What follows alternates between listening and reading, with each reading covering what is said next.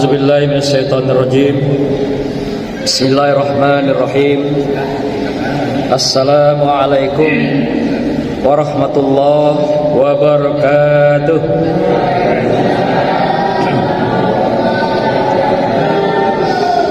Alhamdulillahirabbil alamin wa bihi nasta'in ala umuri dunya waddin. Wassalatu wassalamu ala asrafil anbiya'i wal mursalin Sayyidina wa maulana Muhammadin wa ala alihi wa sahbihi ajma'in. Allahumma salli wa sallim ala Sayyidina Muhammad wa ala alihi wa sahbihil mujahidin birahmatika ya arhamar rahimin. Hadirin jamaah Masjid Al-Hasanah yang dimuliakan Allah, ibu-ibu, anak-anakku sekalian, wabil khusus santri dan santriyah yang dimuliakan Allah. Kembali kita melanjutkan tadabbur kita, pengajian kita di malam hari Rabu ini atau Selasa malam Rabu ini, yang khusus topik kami sampaikan adalah perihal akhlak. Malam ini kita akan mengkaji tentang akhlak orang tua terhadap anak. Sebelum kita mengkaji tentang akhlak Rasulullah ini, bagaimana yang sudah diuswahkan beliau, yang dicontohkan beliau dalam kehidupannya, dan menjadi contoh juga bagi kita orang tua di dalam kehidupan kita hari ini sampai nanti akhir kehidupan kita meninggalkan dunia yang fana ini. Oleh karena itu, sebelum kita mengkaji akhlak Rasulullah ini, marilah kita bersolawat agar kita dimudahkan, diberikan wasilah dan syafaatnya, karena kita akan mengkaji akhlak yang luhur dari Rasulullah Sallallahu Alaihi Wasallam. Mungkin di tangan kita sudah ada kopian daripada salawat ini. Semoga bisa kita ikuti bersama-sama seperti yang sudah-sudah. Allah yang berjudul Marhaban ya Nabi, Salam Alaika. Marhaban ya Nabi, Salam Alaika. Marhaban ya Rasul, Salam Alaika. Marhaban ya Habib, Salam Alaika. Marhaban salawatullah alaika. Marhaban ya Nabi, Salam alaika. Marhaban ya Rasul, Salam alaika. Marhaban ya Habib, Salam alaika. Marhaban salawatullah alaika. An-Nabi sallu alaik, salawatullah alaik. Wa yanalul barakah kullu man salla alaik. Kullu man salla alaik. Marhaban ya Nabi, Salam alaika. Marhaban ya Rasul, Salam alaika. Marhaban ya Habib, Salam alaika. Marhaban salawatullah alaika. Sallu alaihi. Hadirin yang dimuliakan Allah, para jamaah yang berbahagia, wabil khusus anak-anakku, santri, santriyah yang dimuliakan Allah. Malam ini kita melanjutkan kajian kita, yaitu akhlak terhadap anak. Berapa waktu yang lalu kita sudah sampaikan, yaitu akhlak anak terhadap orang tua. Sekarang kebalikannya. Jadi akhlak orang tua terhadap anak. Kalau bicara akhlak orang tua, ada orang tua yang merupakan orang tua secara biologis. Orang tua artinya yang melahirkan, yang membesarkan dan mendidik anak-anaknya. Kemudian ada juga orang tua yang tidak secara biologis. Siapa itu?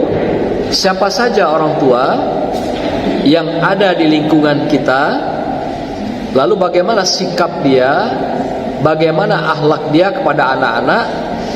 Nah, ini termasuk dikategorikan sebagai akhlak orang tua kepada anak. Jadi baik anak yang dilahirkan secara biologis, terutama oleh seorang ibu, atau juga orang tua yang ada di sekitar kita, itu juga termasuk adalah bagian akhlak yang diatur di dalam Islam. Bapak Ibu sekalian yang berbahagia, bagaimana keadaan keluarga dan lingkungan kita hari ini? Di saat kita bicara akhlak tentang orang tua dan anak, tentu kita harus tahu bagaimana kondisi keluarga-keluarga dan lingkungan kita saat ini.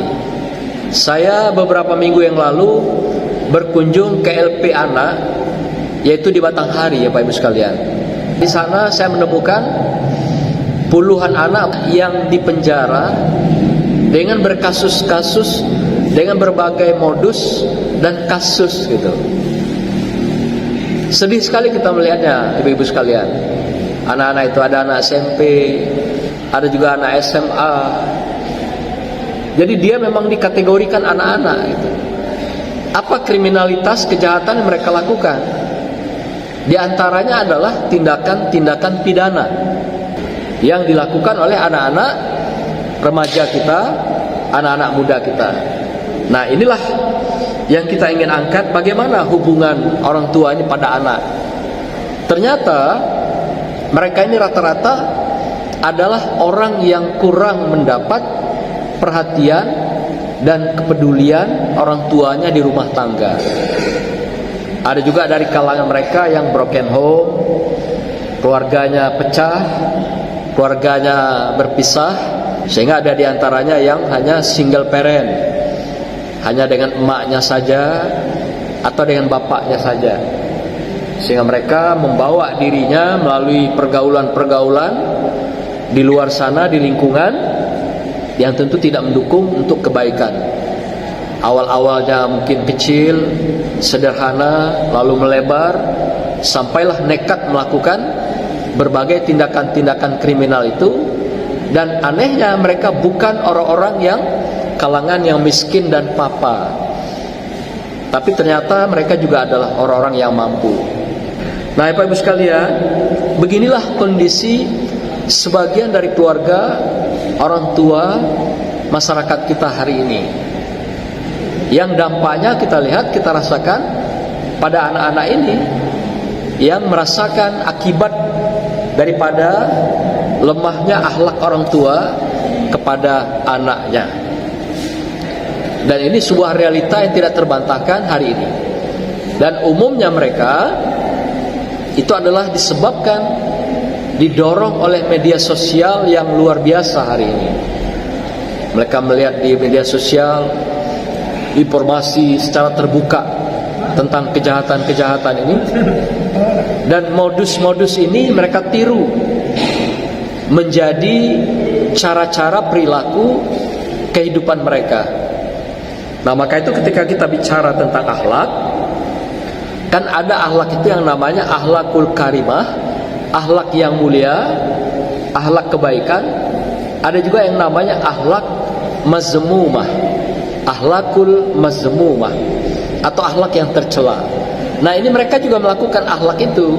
tapi akhlaknya mazmumah, akhlak yang merugikan dirinya dan orang lain. Dan yang kita kasihan nanti, mereka adalah generasi-generasi masa depan, tetapi sudah dihilangkan, dilenyapkan oleh kehidupan penyimpangan akhlak mereka pada hari ini. Dalam Islam sudah sangat jelas, Bapak Ibu sekalian. Dalam ayat-ayat juga kita temukan, misalnya surah At-Tahrim ayat 6 misalnya, A'udzubillahi minasyaitonirrajim. Bismillahirrahmanirrahim. Ya ayyuhallazina amanu qu anfusakum wa ahlikum nara. Allah perintahkan kita, wahai orang-orang yang beriman, peliharalah dirimu dan keluargamu dari azab neraka. Artinya apa itu? Barang siapa yang tidak memelihara keluarganya, barang siapa yang tidak memberikan perlindungan pada keluarganya, maka mereka, kata Allah, akan menikmati azab neraka. Apakah neraka itu hanya ada di akhirat? Tentu tidak. Neraka juga akan dirasakan oleh keluarga itu dan anak-anaknya di dunia, seperti dialami oleh anak-anak kita yang di LPP ini tadi. Itu sudah mengalami neraka itu. Keluarganya juga malu, anaknya kehilangan masa depan, dan dia harus dibina. Dan biasanya pembinaan itu pun belum lantas menghilangkan kebiasaan-kebiasaan negatif itu. Akan diperlukan lagi pengawalan, kemudian lagi pembimbingan dan perlindungan setelah pembinaan ini dari orang tua. Kalau tidak, dengan sangat mudah pengaruh lingkungan ini akan kembali membawa mereka, menyeret mereka pada perbuatan-perbuatan yang berbau mazmumah, tercela itu di dalam kehidupan mereka. Oleh karena itu Allah tegas di sini memerintahkan kepada kita semua, wahai orang-orang yang menyatakan dirinya beriman, ya ayyuhallazina amanu. Jelas di sini dipinta pada kita, siapa saja kita, orang tua yang menyatakan dirinya beriman kepada Allah, wajib, kata Allah, kita memelihara, melindungi keluarga kita, anak-anak kita, keturunan kita dari berbagai kenistaan, dari berbagai akhlak tercela itu dalam kehidupan. Memang keturunan kita, anak-anak kita, atau anak yang ada di lingkungan kita, bukan anak kita biologis, itu semua adalah perhiasan dunia. Kalau Al-Quran mengatakan dalam surah Kahfi ayat 46, al-malu wal banuna zinnatul hayatid dunya. Bahwasanya anak-anak, bahwasanya malu, harta benda kamu, kekayaan kamu, materi dan jabatan kamu, serta anak-anak kamu, banun, itu adalah perhiasan dunia. Zinatul hayatid dunya. Artinya kalau dia namanya perhiasan, maka dia adalah untuk memperindah, memperelok kehidupan kita, untuk menyenangi kehidupan kita diberikan Allah, agar kita tidak kehidupannya kering kerontang, tidak gersang. Jadi Allah berikan perhiasan itu. Dalam surah yang lain, misalnya dalam surah Ali Imran ayat 14 juga Allah katakan, zuyyina linnasi hubbus sahawat. Dihiasi kamu manusia itu dengan keindahan-keindahan di dunia ini. Kepada apa? Keindahan itu adalah pertama kepada nisa. An-nisa, laki-laki diberi keindahannya adalah perhiasannya wanita. Sebaliknya, wanita diberikan perhiasan keindahannya adalah pria. Perpaduan antara pria dan wanita itulah puncak keindahan dunia. Nah, kemudian dari keindahan-keindahan itu, kesenangan-kesenangan itu, kebahagiaan-kebahagiaan itu, Allah berikan lagi kebahagiaan, kesenangan yang lain. Apa itu? Kepada anak-anak, kepada harta benda yang kita dapat dalam usaha-usaha kita, dan berbagai emas perak, kendaraan, rumah. Allah berikan pada kita. Itu semua ternyata adalah perhiasan dunia, zinatul hayati dunia. Siapa yang lolos ujian-ujian Allah yang diberikan dengan perhiasan itu, dialah pemenang dalam kehidupan. Dialah pemenang kehidupan dunia dan pemenang kehidupan akhirat. Rasulullah juga mengatakan, selain itu adalah perhiasan dunia, tapi juga adalah dia fitnah, fitnatul hayatid dunya. Al malu wal banun fitnatul hayatid dunya. Harta kamu, benda-benda, materi, pangkat, jabatan yang kamu punya itu adalah semuanya fitnah, ujian. Jadi kalau tadi Allah katakan itu perhiasan dunia, zinatul hayat di dunia kita, Rasulullah mempertegas lagi, selain itu adalah perhiasan, tapi juga adalah merupakan ujian. Jadi suami terhadap istrinya ujian. Sanggup tak menahan sabar dan ikhlas dengan istrinya yang suka nyanyok misalnya? Ya, kita ngomong sekok, dia ngomong limo misalnya. Itu ujian itu.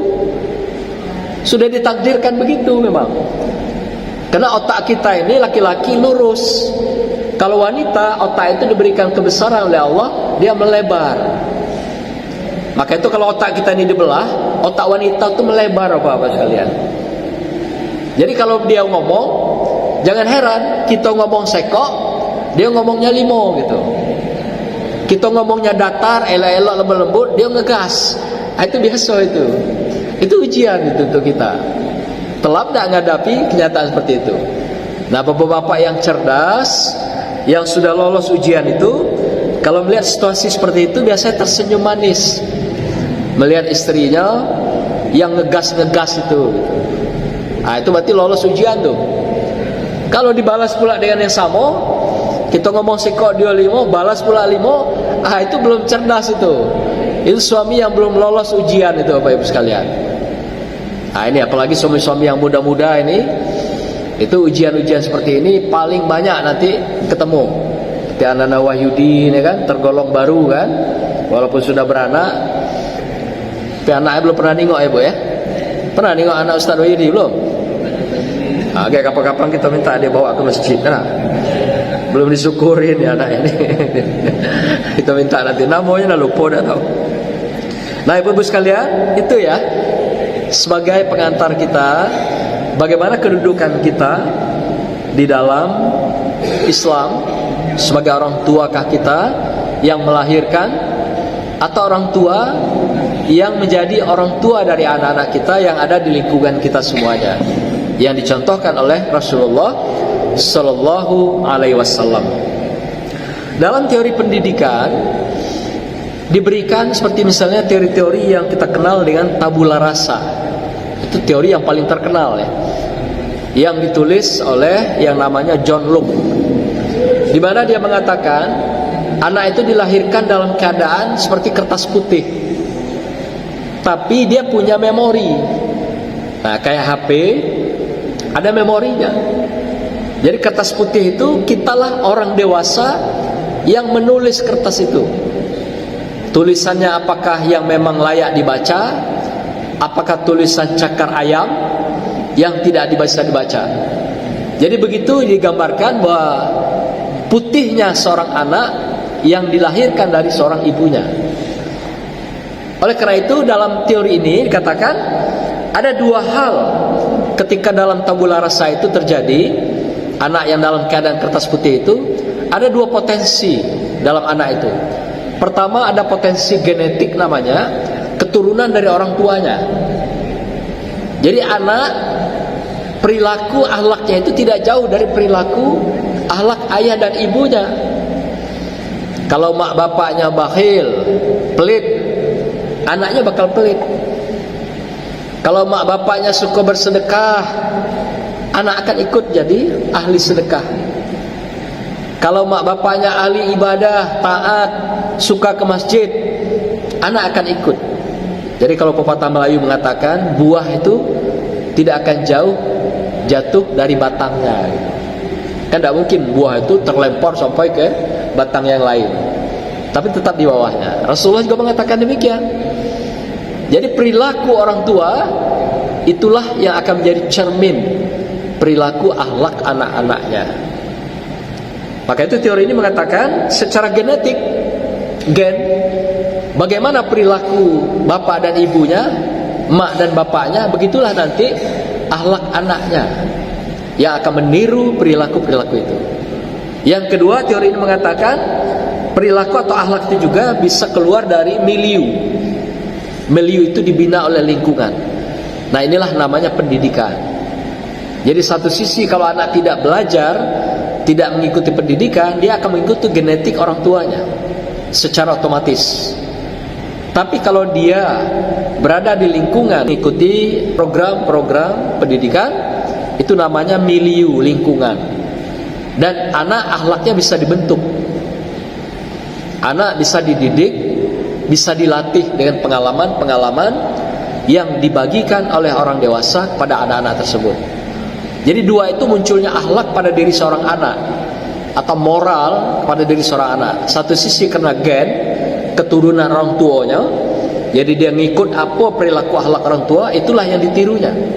Yang kedua, juga dimunculkan atau lahir karena dibentuk, karena pengalaman pendidikan dari orang dewasa kepada anak-anak. Ini yang terjadi. Bagaimana Islam memandang tentang hal ini? Teori tabula rasa ini seperti kertas putih. Sebenarnya ada kemiripan. Islam sudah 15 abad yang silam memberikan teori tentang fitrah. Yang dikatakan Rasulullah, kullu mauludin yuladu alal fitrah. Setiap anak yang lahir berada dalam keadaan fitrah. Orang tuanya lah yang membentuk. Fa'abawahu yuhawidani au yumajjisani au yunassirani. Orang tuanya, ini milieu ini. Lingkungan orang tuanya kah di rumah tangga, atau lingkungan pendidikan masyarakat yang membentuk dia, yang menjadikan dia Yahudi, yang menjadikan dia Majusi, penyembah api itu, atau menjadikan dia Nasrani. Jadi di sini lingkungan. Siapa lingkungan itu? Orang tuanya dan atau lingkungan pendidikan. Jadi teori-teori John Locke ini yang modern ini dikatakan, yang lahir abad 18-19, itu Rasulullah sudah membuat teori itu melalui hadisnya sudah 15 abad yang silam. Jadi artinya tidak ada yang berbeda antara pandangan-pandangan Islam dengan teori-teori modern yang dikembangkan oleh Barat itu, oleh John Locke dengan teori tabula rasanya. Jadi kalau kita katakan teori Rasulullah ini adalah teori fitrah, itu sudah lama, sudah ditunjukkan bahwasanya manusia lahir dalam keadaan fitrah.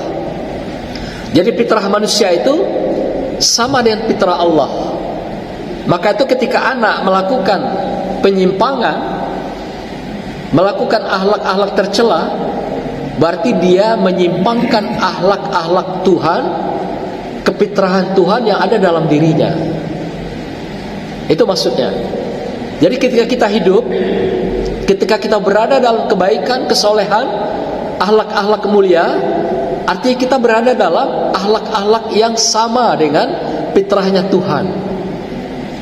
Ketika melakukan kemungkaran sekecil apapun, artinya kita melakukan pencideraan, penistaan akhlak-akhlak fitrah itu yang sama sebenarnya itu dengan nilai-nilai, yaitu fitrah ilahiyah. Maka itu dikatakan dalam satu ayat, fa'akim wajhaka lid-dini hanifa fitratallaha fataranna sa'alaiha. Mantapkanlah hidupmu, mantapkanlah dirimu, mantapkanlah perjuanganmu dalam kehidupan ini dengan kehidupan bersama Allah, dengan perjuangan bersama Allah, dengan berbagai pengabdian semata-mata karena Allah. Kenapa? Fitrah manusia itu sama dengan fitrah Allah. Maka itu jangan pernah kita ingkari fitrah itu, yang artinya ketika kita mengingkari fitrah kebaikan, kesolehan, dan mengingkari ketaatan kepada Allah, artinya kita menghilangkan fitrah kemanusiaan itu yang selaras dengan fitrah Allah dalam kehidupan. Artinya kita menodai kemanusiaan kita dan menodai kefitrahan Allah yang diberikan di dalam kehidupan kita. Bapak Ibu sekalian yang berbahagia, banyak sekali Al-Quran memberikan rujukan bagaimana akhlak orang tua ini terhadap anak. Apa yang harus dilakukan sebagai akhlak orang tua itu pada anak yang pertama kali dan yang utama.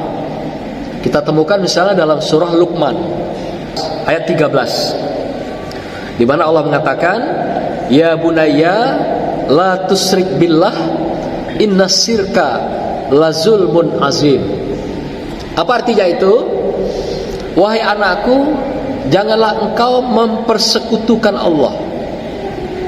Artinya jangan syirik, jangan meninggalkan Tuhan, jangan menduakan Allah. Allah itu maha cemburu.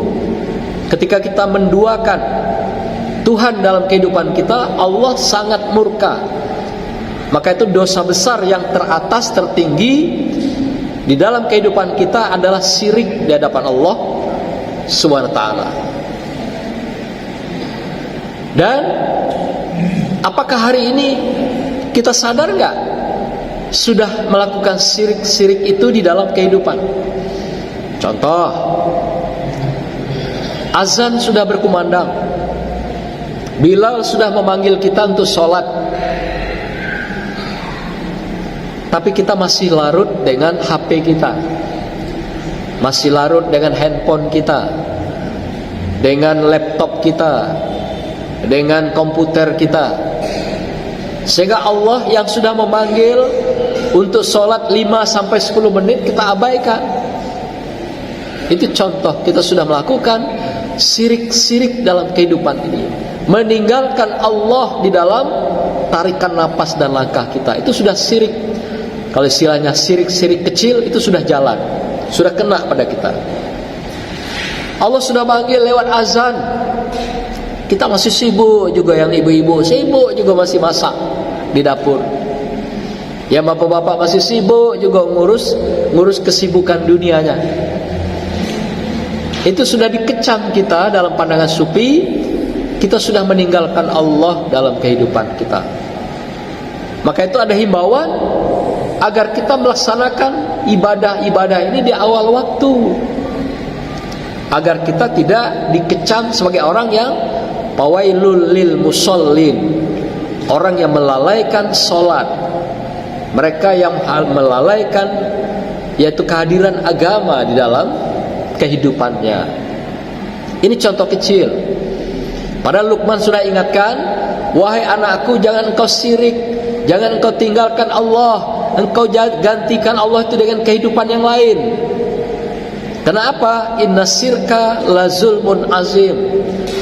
Sebab syirik itu adalah dosa yang paling besar di dalam kehidupan kamu. Nah, maka itu setelah Allah ingatkan kita jangan melakukan syirik, jangan meninggalkan Allah, dalam ayat ke-17 katakan lagi oleh Luqman pada anaknya, ya bunayya aqimus sholat, dirikan sholat, tunjukkan ketaatan ibadah kepada Allah. Kalau sudah kita lepaskan semua Tuhan di dalam kehidupan kita ini, Allah tadi yang kita tempatkan pada posisi utama, yang terutama, ikuti dengan sholat. Kata Allah, dalam Allah mengajarkan kepada Luqman di dalam kehidupannya. Jadi ini yang pertama ya, dan yang utama, kewajiban orang tua mengajarkan pada anaknya, memperkenalkan Tuhan dan menjadikan Tuhan nomor satu dalam kehidupan, dan kemudian diikuti dengan aqimus sholah, mengajarkan mereka tentang bagaimana sholat, mulai belajar dari sederhana, memahami, mengerti, dan bisa melakukan sholat itu, sampailah nanti kesempurnaan bacaannya, sampailah bisa mereka sampai pada akil balik, sehingga itu sudah menjadi kewajiban dari mereka. Dan kewajiban kita orang tua memperkenalkan, mengajarkan anak-anak kita tentang Allah ini dalam kehidupan, dan tentang sholat itu yang paling utama dalam kehidupan. Di samping hal-hal lain yang tentu saja dalam bentuk berbagai kelengkapan-kelengkapan pendidikan lain, seperti juga dengan Al-Quran. Kalau ilmu maskawih mengatakan dua yang paling pokok, yaitu tanamkan di awal dalam kehidupan anak kita itu tentang keimanan dan keislaman yang tertuang dalam rukun iman dan rukun Islam. Bagaimana mereka meyakini, bagaimana mereka bisa menerima kehidupan dengan Tuhan, mengenal malaikat, mengenal para nabi, mengenal kitab-kitab, sampailah pada hari kiamat, dan juga qada dan qadar, takdir kehidupan. Itu diajarkan dalam kehidupan anak-anak kita. Kalau enggak, kita tanggung jawab Bapak Ibu sekalian. Apa kamu dulu pernah mengajarkan Allah dalam kehidupan anak-anak kamu? Apakah kamu pernah mengenalkan malaikat-malaikat di dalam kehidupan anak-anak kamu? Apakah kamu mengenalkan Rasul-Rasul sampai Rasulullah Muhammad Rasulullah dalam kehidupan kamu? Kita akan ditagih Bapak Ibu sekalian. Karena ini diminta dari awal kita di dalam membingkai, membina anak-anak kita dengan milieu lingkungan keluarga itu adalah pengenalan keimanan dan keislaman ini. Sampailah pada hal-hal yang berkenaan dengan keislaman, kita ajarkan mereka syahadat yang benar, kita ajarkan mereka sholat yang benar, kita ajarkan mereka puasa, zakat, sampailah kepada perbuatan, yaitu kita melaksanakan ibadah haji atau umroh bagi yang punya kemampuan. Inilah yang awal, yang dasar kita wajib tanamkan pada anak kita, yang menjadi perintah Allah Subhanahu wa taala. Selain itu, tentu saja yang menjadi kewajiban kita dalam surah An-Nisa ayat 9 misalnya, kita temukan kewajiban orang tua memberi nafkah lahir dan batin serta pendidikannya. Nafkah tadi sifatnya adalah fisik, sedangkan pendidikan itu adalah batinnya anak kita. Itu dituangkan di dalam surah An-Nisa. Dan juga ayat-ayat yang lain, ada juga dalam surah Al-Isra ayat 23 misalnya, yaitu diajarkan bagaimana berbuat baik kepada temannya, kepada orang yang lebih tua, kepada orang tua. Dan demikian juga sebaliknya, bagaimana orang tua juga mengajarkan kebaikan, kesalehan itu kepada anak. Dengan pola apa? Uswatun hasanah. Rasulullah sudah mengajarkan kita dengan uswah, contoh model kehidupan yang baik dan benar, dengan akhlakul karimah. Dan itulah yang kita contoh, bagaimana Rasulullah memperlakukan keluarganya, anak-anak cucunya, anak-anak, anak yatim, anak piatu di dalam kehidupan. Inilah pentingnya kita mengetahui bagaimana uswah, contoh-contoh yang Rasulullah berikan kepada anak-anaknya dan keturunannya, ahlil bait, sampailah kepada anak-anak di lingkungannya. Rasulullah sangat sayang pada anak-anak, jangankan dengan cucunya. Satu ketika pernah dia duduk didatangi oleh seorang yang bernama Al-Iqra. Al-Iqra ini curhat ria, menyampaikan keluh kesah kepada Rasulullah. Lalu ketika itu datanglah cucunya Hasan dan Husin. Ketika itu cucunya ini datang, dia langsung peluk, langsung dia cium cucunya itu dengan mesra. Lalu si Iqra bertanya, wahai Rasulullah, sebegitunya engkau pada anak-anak ya? Iya, kenapa memangnya? Harusnya begitu, kita sayang, kita lindungi, dan kita berikan berbagai kasih sayang mesra pada mereka. Lalu menangislah si Iqra. Karena Iqra ini sudah punya anak 10 orang, tidak pernah seorang pun diciumnya anaknya itu waktu masih kecil. Tidak pernah. Menangis dia melihat Rasulullah, melihat cucu yang kecil-kecil itu dipeluk, dicium dengan kasih sayang. Dan dia menyesal sekali, anak-anak sudah 10 tapi tidak satu pun yang dia cium. Ternyata ciuman, sentuhan itu Bapak Ibu sekalian mengalirkan aliran darah kasih sayang kepada anak-anak kita, cucu-cucu kita di dalam kehidupan. Nah, itu salah satu cara kita memberikan perlindungan, juga kasih sayang, cinta kasih kepada anak-anak kita. Demikianlah Bapak Ibu sekalian, untuk tausiah kita malam hari ini tentang akhlak orang tua kepada anak-anak. Demikian, barakallah. Wassalamualaikum warahmatullahi wabarakatuh.